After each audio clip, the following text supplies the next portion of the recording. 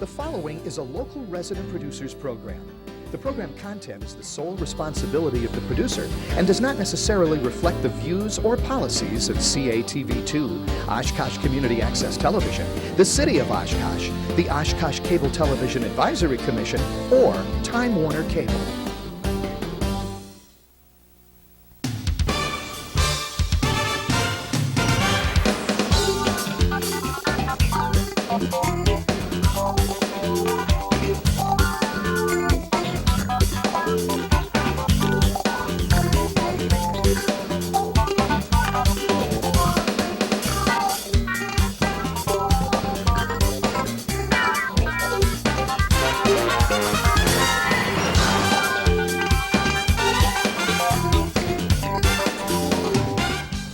Hi everyone, welcome to another edition of Eye on Oshkosh. I'm Cheryl Hentz along with my co-host Tony Palmeri, and this is actually like old home week here tonight.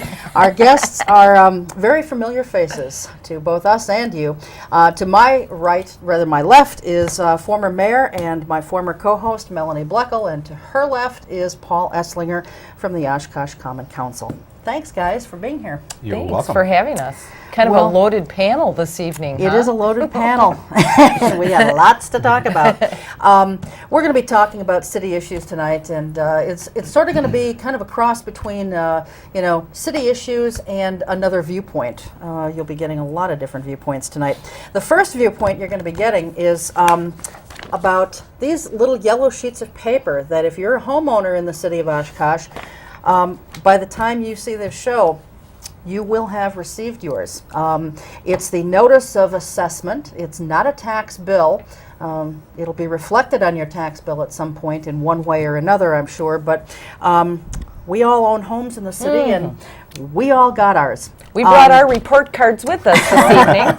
We all have them. I think probably the first thing that we should do is turn to the city councilman here. That would be you. And we will kind of get an explanation. And Mel, you served on the city council for 12 years. You probably went through this process at one time too, so maybe you can help explain to us and viewers at home just what this really is, besides maddening. Well, I mean, first I think everybody has to take a deep breath and get their heartbeat lowered again, because I don't know how, I think we all kind of have sticker shock, kind of like when you've looked at a new car after you haven't been able to buy one for a long time and you go, who can put gas in that thing? I can barely pay the car payments. So, I mean, for me, when I looked at this, I thought, oh my God, this is just, to be able to pay the taxes on my house. This isn't the heating for my house. This isn't in today's weather, 90 degrees, the cooling for the house or your groceries or anything else. This is just for the privilege of being able to say that you and the bank kind of own this property together. And this is what the city is saying our properties are worth. Yeah. On the fair market, I guess. Yeah. I was surprised. I didn't realize I lived in that nice of a neighborhood. Well, not that the neighbors aren't nice. I just didn't realize. let's clarify that. Yes. Well, mine, for example, went up A lot. it went up about 45 to 50%. It went up by just about $45,000. Tony, what did yours go up by? Mine went up a little over $34,000. Mel? Mine went up $42,500. And Paul? I went up $55,100. You get the prize. Yeah. I am the winner here. And for all those people that think that council members get some kind of better deal or something, I'm here to tell you that is They not just true. don't like you. Yeah, well, That's why that they. could be, Now, be a part That'll of it. teach What- you not to put bathrooms in at the amphitheater. now, what most people are wondering, and I guess Paul is the council member, you can explain it. What does it mean? Well, and Cheryl's right, this is not a tax bill. This is a reassessment that I believe the state mandates every 10 years that you have to do a reassessment. And this is kind of a double whammy. We're reassessing homes, and previously we've assessed at around 85% of the value of the home. Now it's 100% of the fair market value. So, Did the council vote on that? no, the council does not have anything to do with this. So who made the decision to go from 85 to 100? The state of Wisconsin. Ah. Under their Yeah. state. So every municipality has to do 100% Yeah, now. there's a certain formula that Right. that you have to fit in, and there's a lot of math with it. I actually called the city manager today, and I got the information regarding mine What's going to happen is our tax rate is going to go down Because why? because we're having a higher assessed value. 'Cause For they're example, minimal, yeah. right now we pay for the city, not your whole taxes, but just for the city, you pay $10.57 per $1,000 assessed value. The city, if everything stays the same, if we do not raise taxes next year, we still need the same amount of money as we did. We'll need next year as we did this year.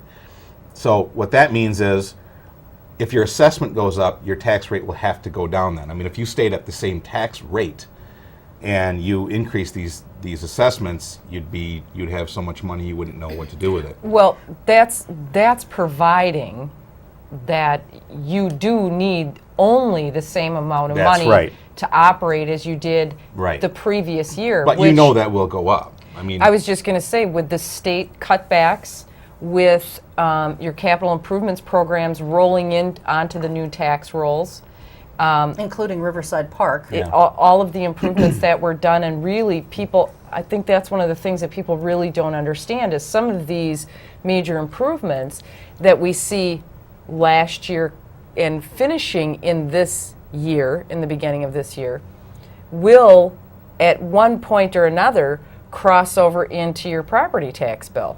You're not seeing that all the time. And last year, when the council did I believe it was 5.7% increase in the property taxes, correct? right.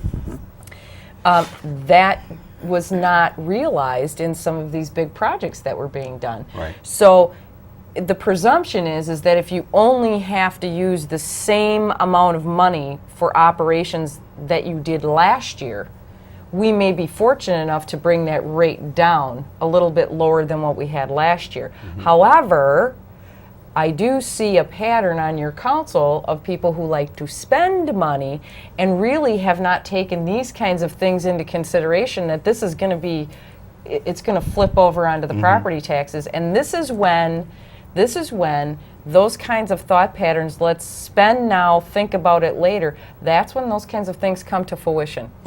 This is when the pedal's really going to hit the metal for people. Well, go ahead. I think, looking at this, I think the city council and/or the city administration could have done a better job of informing the folks before this hit the mail on exactly what's going on. I think at the last council meeting, we should have explained this. Now we're taping Thursday the 23rd. At the next council meeting, Mr. Wallink or the finance director will be there to explain this. Again, I called the city manager today, and I got the real numbers on mine. So I'll just use mine as an example, and mine went up $55,100 for its assessed value. Now, mine previously was my house was and land was valued at $164,700. Well, now it is assessed for $219,800, which is the $55,100. Through a lot of mathematical calculations, and assuming there's no tax increase, because we don't know what it's going to be. So we'll assume, which is a false assumption, because it will go up to some degree, we just don't know how much. That would mean my taxes next year would go up $28 through all the mathematical calculations. So when you see, the scariness here, mine has gone up $55,000, my assessment. My taxes, the out-of-pocket money that you will be spending, mine goes up $28. That's based on the old rate, Right. not a lesser That's rate. based on, that would be based on the new rate. The new rate being Because it's just based on how much money you have. You have state aids that the city gets money from, forfeitures, permits. There's a lot of pots of money the city gets. And whatever is left over is where we tax, where you levy for taxes. That money, again, being equal to what it was last year, mine would go up $28. based on based on the same rate that you paid last year. Tax rate? Based on if we needed to borrow the same amount of money as we did from last year. Okay. And the key to this is, if anyone at home wants to look at their statement, the way I'm told to find out how much or relatively how much is going to go up, look at what your market value was. Okay, mine was, I think, like $218,000. So my market value went up $1,800. Now, if your market value and your new valuation are far apart, you're gonna you're going to be paying more money. Well, here's the thing that I don't understand. And $28, Paul, doesn't sound, bad, I guess. I don't know, how many Butterburger baskets is that? Maybe 4? I don't know. Yeah, something like But that. in any event, they're saying, for example, that my land is worth $8,500. And here's the problem that I have. I don't own really much land at all, okay? According to the assessor's records, I own 8/100ths of an acre. Basically, it's what my house is sitting on and a little front yard, Right. and that's it. And, it's not even 1/10 of an acre. But let's just say I owned 1/10 of an acre. Then by their calculations here, that would mean that an acre of land in Central City, Oshkosh, sells for $85,000. Now, that's just not true. If that's the Plus case, Paul, $8,500, right? They're saying my land is $8,500, Right, okay. and I don't even own 1/10 of an acre. I But if I see. did own a I 10th of got an you. acre, You're right. You multiply. then that's right. saying that a full acre Right. would be $85,000. It's ridiculous. now if that's the case, we are not getting nearly enough out in those industrial parks. Right. Well, I mean, and there is at the bottom of the form here, you can contest this and go through the hoops. And why don't Maybe. you tell folks what the and just so folks know how they came up with these things, because I called the assessor's office yesterday, and I was not one of those people who was screaming at them, but I guess they had quite a few people who were. The way it was explained to me by the assessor is they validated the sales of homes in the area where you live. And by validating the sales, how he explained that to me is they validated them by making sure that people hadn't sold to relatives or business partners, completely foreign sales, if you will.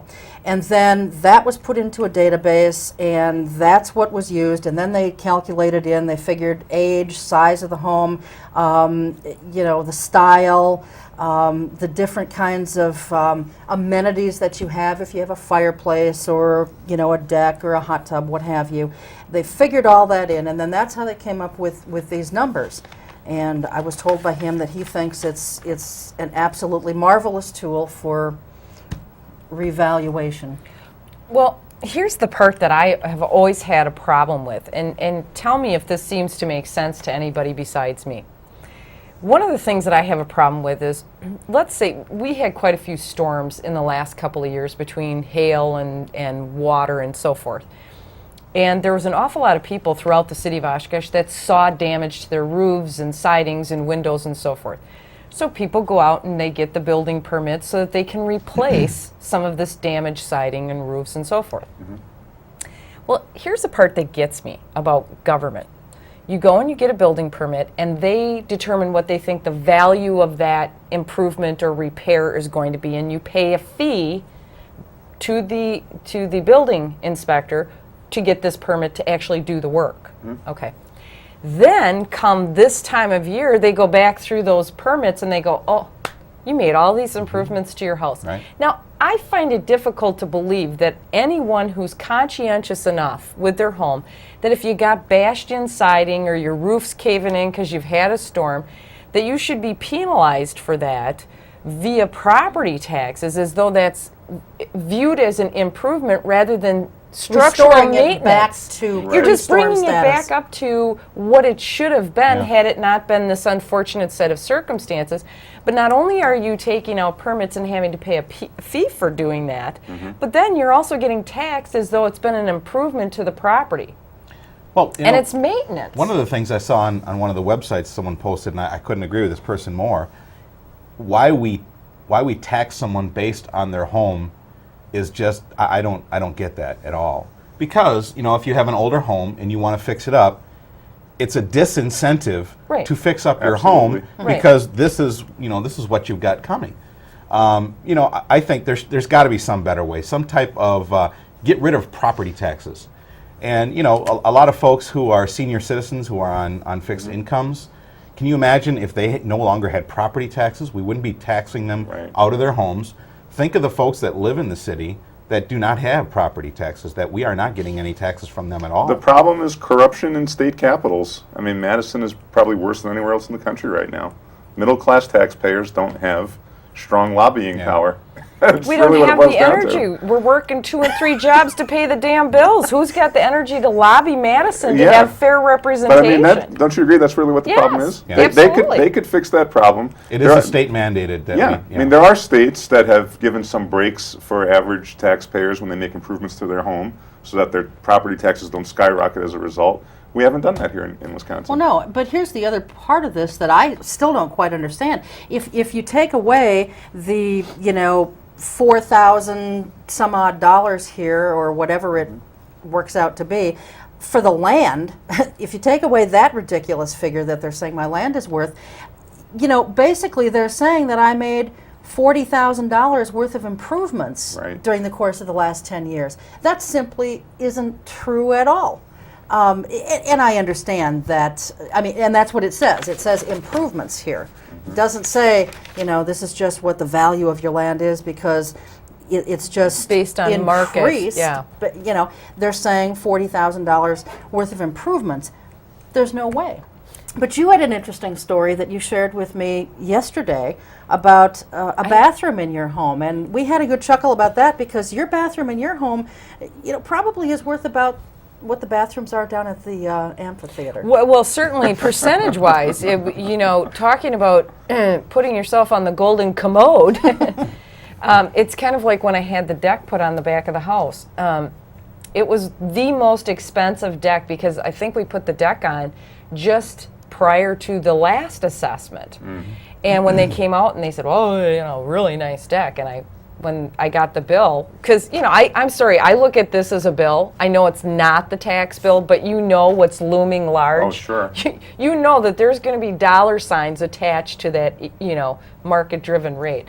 But anyway, so I get this assessment, and that was the most damn expensive deck. I was going to invite all my neighbors over to have a cup of coffee on a $13,000 deck, because I had never had coffee on a $13,000 deck. And now you just put a bathroom in Put a downstairs. bathroom in, and based on this, I'm looking at a $42,000 crapper. and I'd like, and months ago you were complaining about $675,000 for bathrooms, public bathrooms. Who would have known that I would have had one in my own basement? well, I'd like someone to explain to me why you should pay more taxes Because they because have you a want to put a deck on the back of your house. I want someone to explain that to me. Well, not only that, but even if you put like brick pavers, like to dress up your backyard and stuff like that. I mean, it's like, yeah. Good property owner, this guy we're Get the going to red get. pen out. Well, so if people disagree with this, the way I understand it, and it does explain on the bottom of the... And if you're an attorney, you can figure that out. Yeah. In layman's terms, and Paul, help me out here if I'm I won't be able going to help you out astray. because there's a lot of. Well, There's a Garbage. review basically the way process. it was explained to me is if you disagree with the notice of assessment, what you can do and what you need to do is do a little research beforehand, and that's to go to the city's website, to the assessor's department, to their own website, and start looking at what the properties around your home, similar properties, have sold for in the last few years. And get that kind of information together and do as much research and investigation as you But can. see, this is, not to get us too much off the topic of this, but this is one of the reasons why I support district representation, and I know we disagree on this, but it seems to me in some neighborhoods there ought to be a representative that can do a lot of this work for people. Yeah, because It's not realistic to expect every homeowner to do this. Well, to hear the proponents of at-large representation, we have 7 Well. representatives. So, I don't know, Paul, you want to start the investigation yeah, process? I think that- can you even imagine how many people? And while it is incumbent upon each individual resident to do as much research as possible, just start taking notes. I mean, write down things. It may not seem to make a whole lot of sense to you, Right. but write down everything. I mean, you have absolutely nothing to lose here by throwing the kitchen sink at them as a reason why you don't want to do Right. this. I plan to go up and just say, I can't afford Well, this. and the city needs some public relations assistance. Oh, too. absolutely. I mean, can you imagine? Lots of people have been living in this community for maybe 10 years or less, and for many people, this may be one of the first pieces of communication they've ever gotten from the Right. city, right? So Other you- than their annual tax other bill. than the annual tax bill. So you get this. It's a cold, bureaucratic note. you have to really search in it to find out who to contact. You get no kind of greeting from a city manager or a mayor. I mean, hindsight's 20/20, and it's easy to micromanage and nitpick and so on. But a letter a couple of weeks ago from, say, a city manager or a mayor, just explaining what will be coming, would have been very helpful. Or why couldn't the city have contacted the local paper and gotten together with them and said, here's a sample, here's what it means, here are the contact people, here's what you do if you disagree with this. Do we know that they didn't? I mean, sometimes the Northwestern gets stuff like any paper I does, doubt it. and they don't run it. Yeah, I doubt it. Okay. Well, they could have contacted this show too. Right. They could have put it on Dick Wolink's show. Oh, yeah. He's going to have it on the city manager's report. Yeah, but after It's the after horse the is fact, already out of right. the barn, Paul. Right. I Here's agree. the other thing that I found a little troubling, and I know that maybe this is just a matter of me being a little nitpicky here, but in the top right-hand corner it says clerk of the board of review meets on, and then it gives Pam Ubrig's phone number and such. Now, if you're upset because over here on the left-hand side of the page, you're getting all these numbers and you see what your increase is, your eye automatically scans over to the right-hand side of the page. Who's the first person you're going to call? I'm calling Pam Ubrig. Absolutely. I did call that office first. Well, I shouldn't say I called it first. I tried the assessor's number first, and it was busy. And then I called Pam's office, and at that time, and that was the first day that these hit people's mailboxes. It was right around the lunch hour, so mail had only been being delivered for probably 3 or 4 hours at that point, and they had already, they said, fielded over 100 calls, and they're not even the real person Right, that you're they're not supposed to the go proper to. department. Certainly not that anyone at City Hall, when a call like this comes in, should not be willing and able to field the call, take a message if the lines are backed up. But I think that this is kind of a misnomer for people to think that she might be the person that's going to be able to answer your questions, give you the responses, and an explanation. And as those of us who have been very familiar with City Hall, which unfortunately every person that gets one of these is not somebody who's down here all the time. Right. We know that Pam is the city clerk and certainly not the assessor's office, two very different departments. I'm sure Pam has been perfectly lovely about helping, but this is, when I'm looking at this just as a document to be viewed by a lay person, that's the first thing that came to my mind. I'm looking here, I'm looking over here.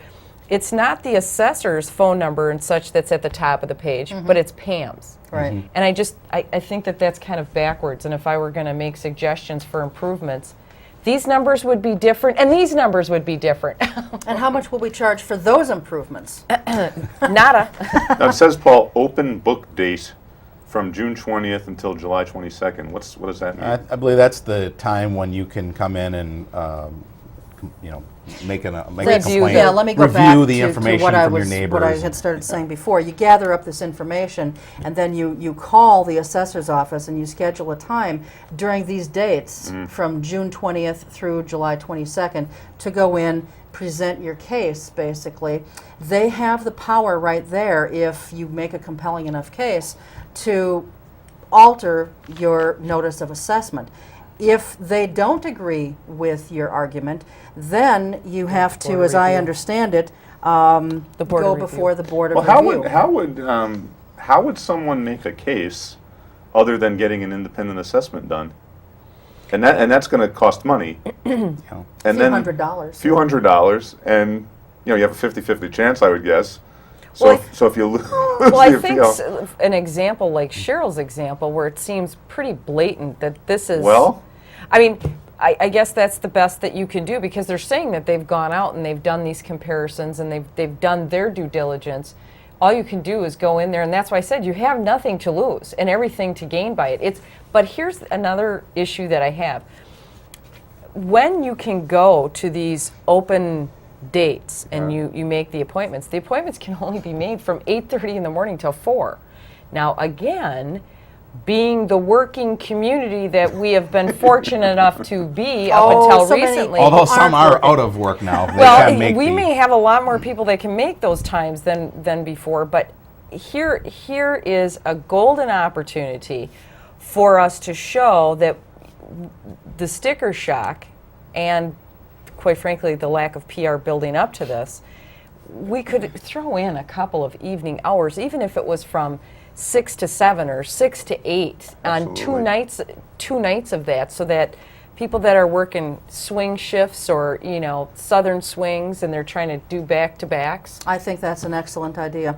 But I do want to say, despite the sticker shock, as Mel called it, that I think we all felt when we received these yesterday, the folks that I spoke with at City Hall were very polite, very friendly, despite having been badgered by people all day long.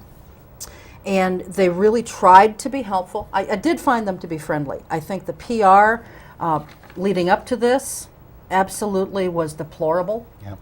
And I think that this city administration and the city council as well need to do a much, much better job. I agree. Because this was just disgusting. I agree. And I don't think that has changed since the last time when I was on the council and we did the reassessment, because I don't think anything was any different then. I don't think that there was a lot of buildup. I don't think there was a lot of information that was being shared then either. Well, we had city council members running this last campaign season on a platform, one of the platforms being a more open, user-friendly government. I can't imagine why they would balk about putting something more user-friendly into effect for 10 years from now when these come out again. Yeah, Tony, you're talking about forms of government, and I will admit, I'm a person that likes the at-large, but this is one instance where the form of government that we have is, this is one of the bad points, because you don't have any public relations. You have a mayor that's now elected, at least, but the mayor has another job. He has things to do. You have a city manager who some will say, well, he's not really the front guy because he just does what the council does. Then you have council members like myself who have other jobs. And so everyone looks at each other and says, well, how come you didn't do that? And then, well, you were supposed to do that. And no, you were supposed to do that. And this is one of the flaws that we have. When it comes to public relations and getting messages out, I think you're right, Cheryl. I think we do a deplorable job. Well, but that's not to suggest that we hire a PR firm like the school district has done. Yeah, that's we ridiculous. don't need that. Right. We just need to do a better job. Maybe that's a newsletter coming from Mayor Bill Castle and City Manager Dick Wolink twice a year. Every quarter, whatever. I understand that costs money, but sometimes spending a little money, I think, is worth it if you can avoid getting people all upset like people were when they got this. You don't have to spend any money at all. That's what's called public access channel. I mean, they can do that there, but the problem is a lot of people don't have cable. Well, and I've found that lately but more and more. You've got a website. You've got the power of the public access, and you also have the Northwestern. Now, gol darn it, if they've got the time and the resources to tell you how great the Water Fest is going to be and Country USA, and they can do front page spreads on entertainment venues, I submit to you, ladies and gentlemen, that we have the time and the resources to say, these are things that are coming. We understand that you're going to have some questions because, let's face it, part-time council members don't have all the mathematical equations and the things committed to memory. Okay, you just simply don't. So we understand that there's going to be some issues that you're going to have. And here, we're going to set up a line, a dedicated line, and maybe it's in the assessor's office where you can leave your name and phone number. We can get back to you. We're going to be overloaded with calls. We know that. We will take your call in the order in which they come, and we will have people staffing to answer these questions in an expeditious fashion so that they can get their questions answered, so that if they do need to go to one of these public forums and prepare themselves to make a case, they already know some of the things that they're going to need to do. This is not giving people a whole lot of time. I think the thing that'll be interesting with this, now in our last election, we had several things going on. We had election of a new mayor, being able to elect a mayor. We had projects going on that people liked or didn't like. We had Winnebago County elections that were very, controversial. And we all at this table thought people are going to flock to the polls. And we were dead wrong, because there was 22% of the people came out. It'll be interesting to see if this document here gets more people to come out to the polls. Albeit, I mean, this is not your bill, but just the fact that people see this, I wonder if this will get more attention of people in their local elected officials to bring them out to the polls. I think what's going to get their attention is not so much this particular time. The next this one that is going to comes be in the December. wake-up call and say, holy cow, look at that reevaluation.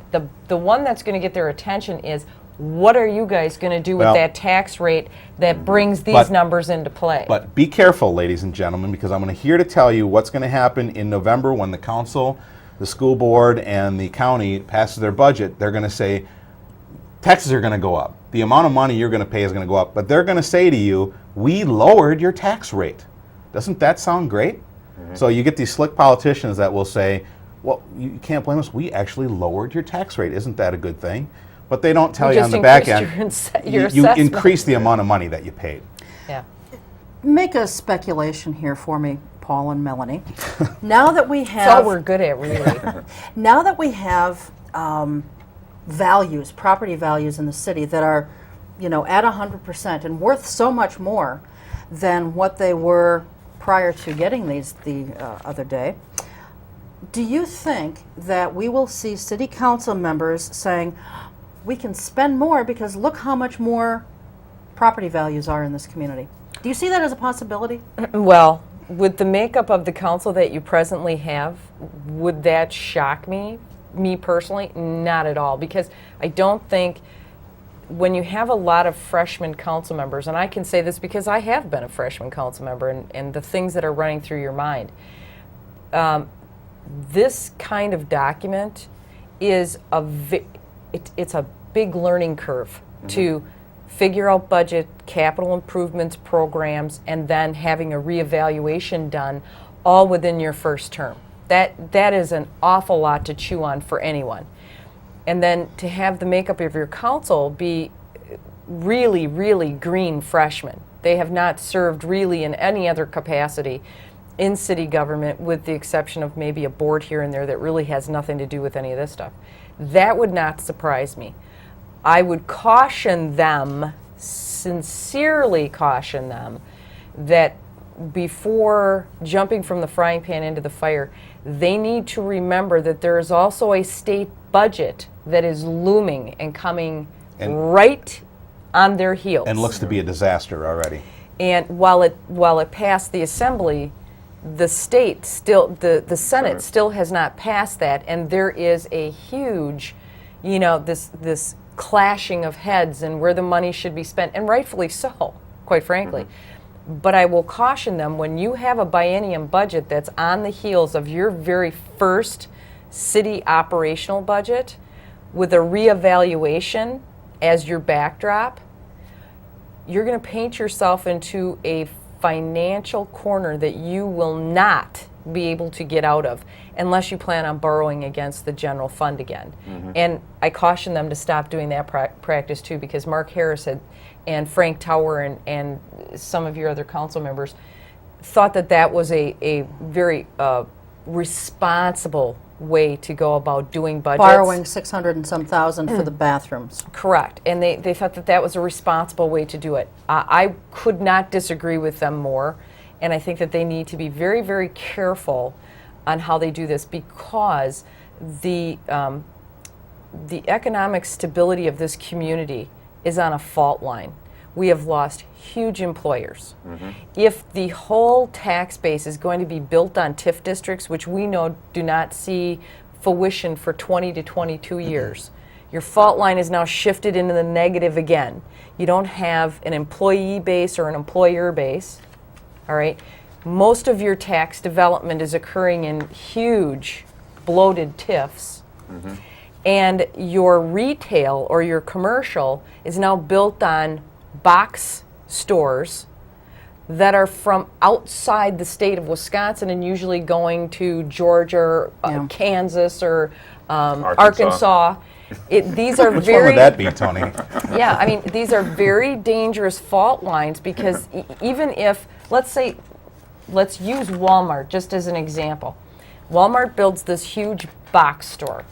Everybody goes, oh, don't worry, because as council members who were running last time, we're going to build that tax base. Well, what they didn't understand is it's going to take a full year before that sees itself back on the property taxes, because you can't really tax until... Actually, longer than that. When Yeah. Dick Wollink was on the show, didn't it take like a 2 or 3 year cycle? By the time they before get it- everything completed and all the work is done and it cycles back in, you're lucky if you see that year, depending on when the construction is. But so if that's your emphasis to economic development, Right.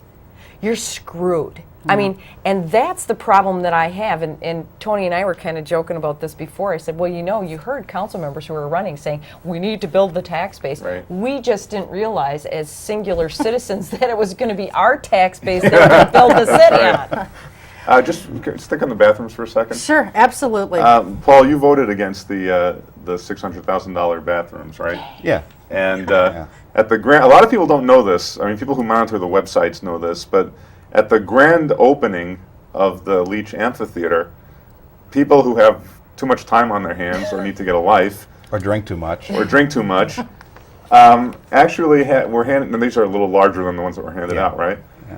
But Paul Esslinger wanted you in a porta potty right now. And so the people who went to the Leach the first night got Classy this. group When they of walked into the individuals. bathrooms, this is what they got, right? And and that's obviously from someone who supported all that stuff, and then they put that in their own venue that they want people to enjoy. So, but to But I mean, it would be one thing if you succeeded in defeating the bathrooms. Yeah, Then we could say, Yeah. okay, you're in a porta potty now because of Paul Esslinger, but you didn't succeed. And the fact of the matter is, Tony, I didn't vote against the bathrooms that we have Right. because I didn't like them. Okay. Right. What I was saying is we can get these cheaper. I went out and did homework and found out that there was another developer that said I can probably get you these for about $167,000 cheaper. Right. That's why I voted no. So, I I mean, I thought that was a good thing to try to save $167,000, but evidently that was not a good thing to do. But I think Tony's point is how stupid is this? You're sitting in $675,000 worth of toilets, and you're still complaining, and you Yeah. put this stupid sign up, and you still got your bathrooms well, anyway. we Didn't you tell me that unfortunately- you spoke to David Leach that night? I talked to him the next day. I believe Okay, it he was very upset about that. Yeah, he was not happy with that. Yeah. Yeah. Just Was a it couple not in of the them. right font or something? Is that what upset him? No, I've I talked mean, to that's David like something. Leach. That's like something out of the old Nixon White House. Like people like Charles Colson.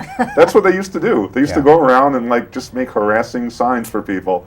Welcome over, to Oshkosh. Well, yeah, over something like that, it's just really petty. When I talked to David, now obviously David Leach and I disagreed about what Mm-hmm. went on at the amphitheater, but again, he was very upset about that, and he was hoping to find out who accomplished this task, and I I guess he think has we not. have our I have a very good suspicions. idea. Yeah. Yeah, we have some very Well, good ideas as to who guys, was behind that. For $675,000, are you telling me there aren't cameras in those toilets? Yeah. Security toilet cameras or something, so nobody I don't think rips we need to them see all? what people are doing in there. But No, I mean just in the waiting area, not in the okay. stalls. Oh my God. The smoking ban. Paul, at the last council meeting, I know you had a out-of-town business commitment, but, there were 3 members from Breathe Free Oshkosh who got up there during citizen statements, really just bellyaching about the way that this ban is being enforced or not being enforced, as their arguments were made. And we actually had ridiculous suggestions that, who are we to call after hours, after City Hall is closed? Do we call 911? That came from Margie Davey, a spokesperson for Breathe Free Oshkosh. I know she hates that when I call her a spokesperson, but she's always got her lips flapping and her gums going. And when you speak on behalf of a group, Margie, you are a spokesperson. So that's why I'm going to keep calling you that. But she was up there saying, well, who do we call? Do we call 911? Well, of course you don't call 911. Is breathing secondhand smoke an emergency? No. 911 is used when property or life and limb are at risk. right. And that simply is not the case here. But I did talk with Sheriff Brooks, and see, that's the other thing. When you call 911, you're getting a county employee, And the county doesn't oversee city ordinances, nor do they even know the various nuances of the ordinances. So this is completely, it would be out of their jurisdiction. Well, this whole thing was a mess to begin with. You know, you had the 70-30 rule. You know, I don't know if we picked that out of the air. You had the two groups trying to get together to come to some agreement. That couldn't be done. Now we're talking about calling 911. You know, but I mean, I will agree with Breathe Free. This is a city ordinance, and it needs to be enforced. Absolutely. Whether you Well- like it or not, that is a city ordinance, and it needs to be enforced. Paul, do you have dial you- 911? No, you don't now dial right. 911. But how do we know it's not being enforced? I mean, how do we know that? Well, I don't know. I mean, I can't Because be in that certain. story you have in front of you, the health director said he hadn't gotten any formal complaints, right? Well, Mr. Spiegel he said may not hadn't. have gotten any formal complaints, but Well, that's how we know it's not being enforced. I mean, when the health department starts getting complaints, And they're not being checked into. right, and they're not being checked into. but he maybe there aren't a lot of people who are smoking in right. restaurants. But you said you spoke to the sheriff. What did the sheriff say? He said absolutely not to call 911. Okay. He said that would be an improper use of 911 services to call 911. So, no, you call the city health department, and if the public health department is closed because it's after hours, you call the police department, 236-5700. And it becomes OPD's responsibility then to follow up on a complaint if someone is sitting in a restaurant smoking, Right. whether it be at And, the yeah, bar and or there does need at to a be some table. education, because that story that you have in front of Mm-hmm. you did say that one of the complaints, I believe, was about Friar Mm-hmm. Tuck's, and the police got there and didn't know that the They were exempt. They have they have a partial exemption, right? Yeah. You can smoke inside the door or something like that. So I mean, at least the police need to know who's exempt and who's Yeah, not. I think that there needs to be some better organization or coordination, but the suggestion that, well, who do we call, 911? Well, that's just ludicrous. There's nothing, Stupid Of an- is as stupid does. but I think most places, I mean, I've been into a lot of different places since the judge lifted the injunction, and I don't see people smoking in these restaurants. I just don't. So I think that people are trying to comply.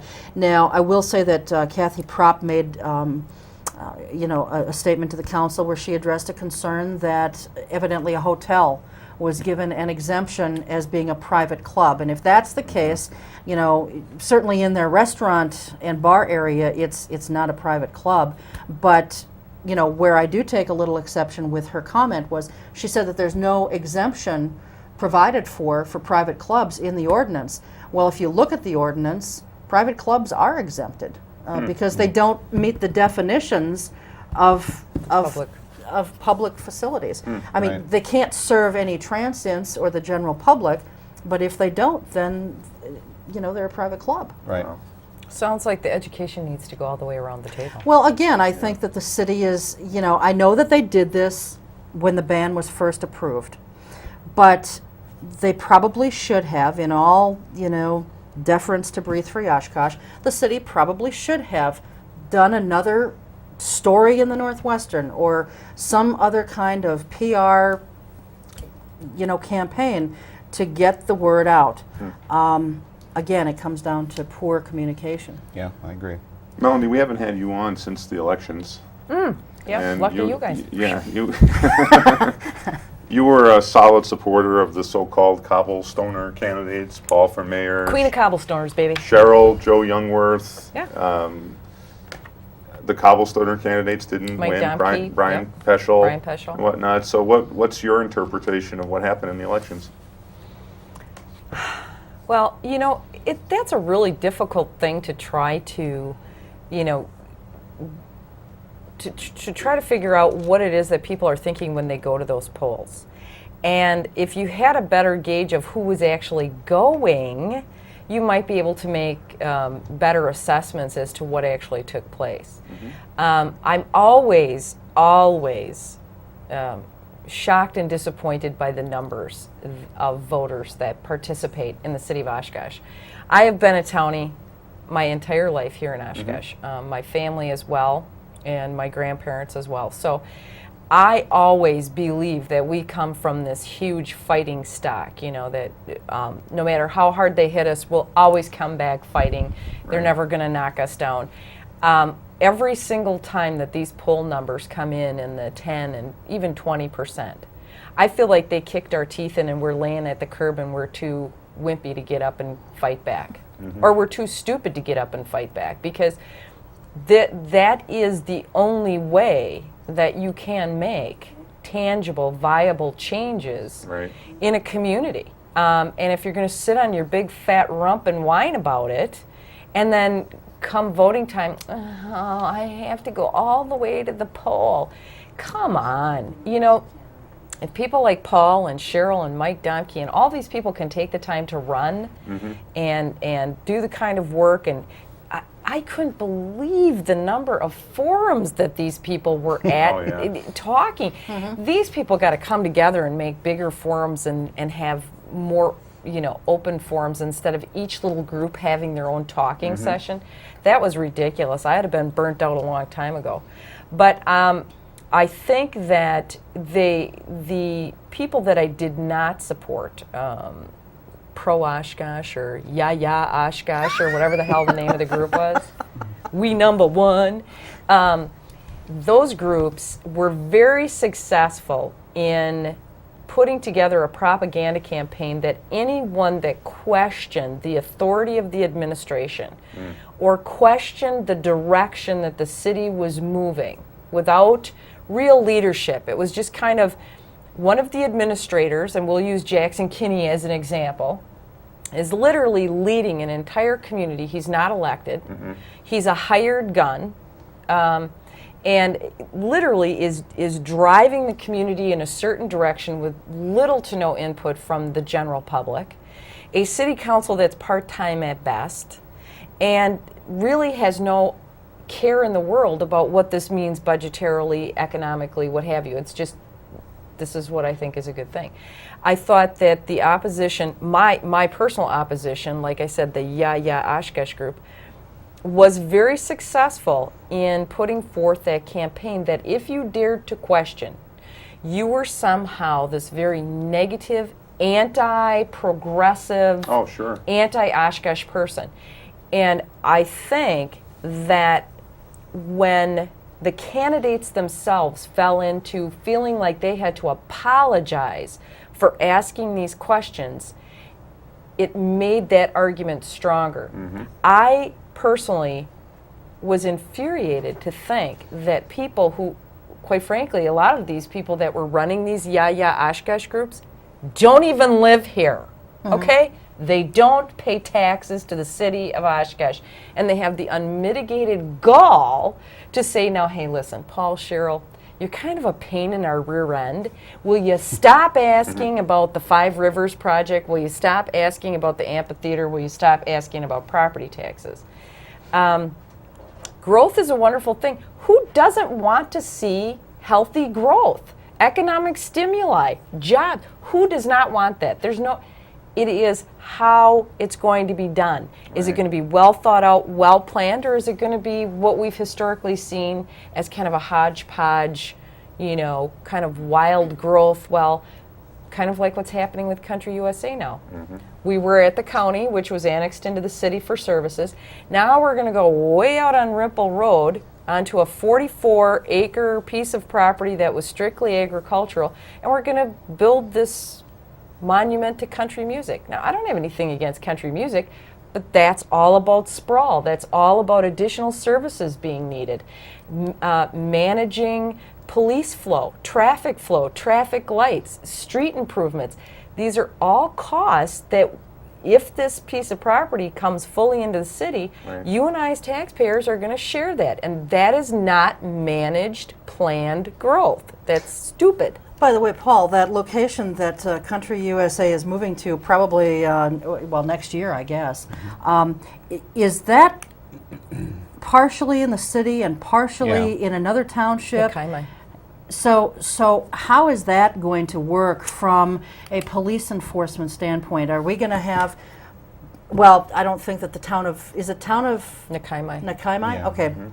they don't have a police department, so it's going to be Probably a county. combination, I guess, of probably City of Oshkosh Police and the county County. sheriff's department, and then probably security guards. Either that or you have this imaginary line, and if Bob steps over here, he's breaking the law, and here he's not.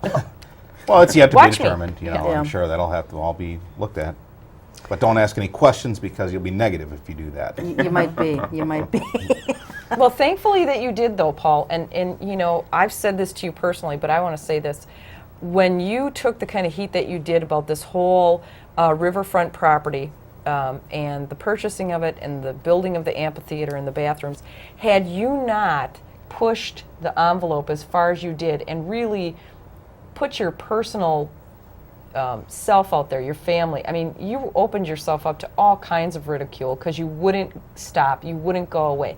And I think that that is the antithesis of what towny Oshkosh German-bred fighters are all about. You are not going to shut me up. You will not make me go away. I don't care what you say. I want an answer, and I'm not going to stop asking. And because you did that, and because you had the courage and strength to do that, you saved this city and the taxpayers an awful lot of money. And I don't know that you ever got a real thank you, but I know that there's an awful lot of people who still talk to me who are very appreciative. And you should be very proud of yourself. That is not an easy thing to do. Well, I appreciate that, but I'd like to know how you assess that I've saved them money by opening my mouth. Well, because from what I understand, C.R. Meyer came back with a change order that said the bathrooms saved X amount of dollars, although the landscaping increased. Is that not true? It came to a net of, There I was a think, net decrease. 27,000, Yeah. Yeah. 29,000, Yeah, something that's like true. that. And had somebody questioned about the landscaping, maybe we could have saved the whole bundle. By the way, when we're running out of time, amazingly you're kidding. enough, but I want to just touch on something here, Paul, because one of the people that you took a lot of heat from was the chair of the local Democratic Party, Jeff Hall. I mean, he went after you for comments that you wrote in an editorial piece on my website 2 years ago, trying to make the case that you are somehow a sexist and a racist because you have a problem with affirmative action, and because you feel that everybody is equal and everybody should be given a fair chance Yeah. on basically kind of a level playing field. Be that as it may, Jeff Hall has had a few scrapes with the law, one in particular recently, and now you're taking some heat again from some folks because you had the audacity to put a copy of that police report on the websites for people to see. Just basically putting it out there, clearing it up, and so now you're taking heat over that. Although some people do like what you did. I don't personally see a problem with what you did. I mean, he is a public official by virtue, as someone on the website said, of his position with the local party. Why don't you explain to folks, just for a moment or two, why you did what you did? Okay. Well, just to backtrack shortly on the affirmative action thing, I think that folks should have a fair shake in society, not based on their color or creed or sex, religion, all that. I think if we have some type of affirmative action, maybe it's for those folks that don't have jobs, that are very intelligent people, that can't go to college, that we subsidize, you know, the government subsidize people that can't afford it, whether you're black or white. So that's the case there. In regards to Mr. Hall, when I was running for mayor, as you were saying, you know, he took some exception to that. And I think one of his arguments is the public should know about public figures, people that are running. And I can't disagree with that, but it seemed that Mr. Hall has a double standard.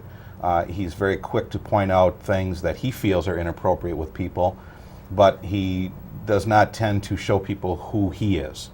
And as you said, he has several traffic violations, and I just thought it was inappropriate for a chairperson of a political party, regardless of what political party it is, to get so intoxicated to walk into someone else's house and sleep on their couch. Not just sleep, but fall asleep. Well, pass out. Right. Because you're so intoxicated. I think, you know, if you're going to be a public official, if you're going to say that the public needs to know about public officials, you have to live up to that same standard too. So when I posted on the website, I made no determination if it was a good thing or a bad thing. There was some conjecture as to what had happened. I went down and got the police report. I posted it on there verbatim, how the police report was written, and everyone gets to make up their own mind if that's okay or if it's not okay. And it's actually based on fact, not It's- your it's factual. opinion of I gave what no opinion you of what I thought Right. happened. Right. Okay, well, there you go. At So- least you gave him that respect, which has not always been given to you. Right. Right. We're down to about 2.5 minutes here. I want to just make one mention of something here.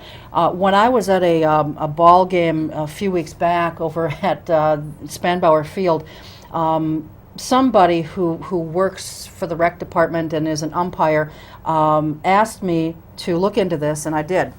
Now, they wanted to know when the foul poles were going to be erected.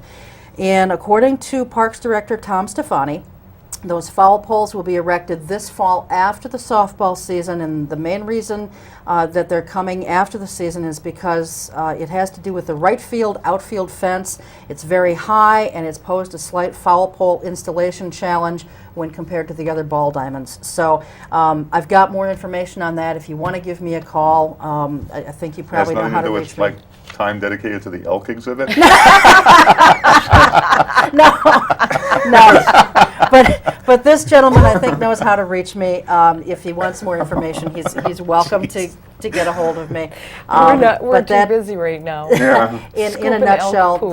that is it. So, okay, guys, closing thoughts. What do you think? I just have one closing thought, and it's something that's coming up that's positive, hopefully. Don't do that. I just hate that. I'm working with a group of people that is trying to bring back a municipal pool in the city of Oshkosh, and if anyone's gone to Nina, to their municipal pool, it's very similar to that. That's what we're looking at as kind of a barometer. Nina's is 11,000 square feet. We'd be looking at about a 15,000 square feet facility, probably in the neighborhood of $4 or $5 million. And right now, we're looking at this would be donated money. So there would be All of little, well, maybe site preparation the city would be responsible for. That's the plan right now, and as long as I'm involved in the group, that's where I'm going to pretty much say that's where we need to stick to. If there is anything outside of those parameters, I would say if you want to get people money from people, you need to have a referendum on and get a buy-in if people want to spend money on like that. So hopefully we can get something like that. I think it would be a great addition to the city. Okay, and that would happen That would happen next year, hopefully, and we would have a fundraising drive for folks to buy. Primarily you buy like bricks or something like that with a name on it, or Sure, like something they did at the along that Humane line. Society, Right. and Something along kind of that like line. what they're doing at Titan Stadium Right. and so forth. Okay, well that sounds good. Time for you to just say something real quickly, like in about 10 seconds. It's been a lot of fun. It has been. It has been. Missed you You're gonna run guys. for council again, ever? When they do the whole body transplant thing medically, yeah. All right. Well, thanks, guys. It was a lot of fun. It really was. And thanks always to you for letting us into your homes.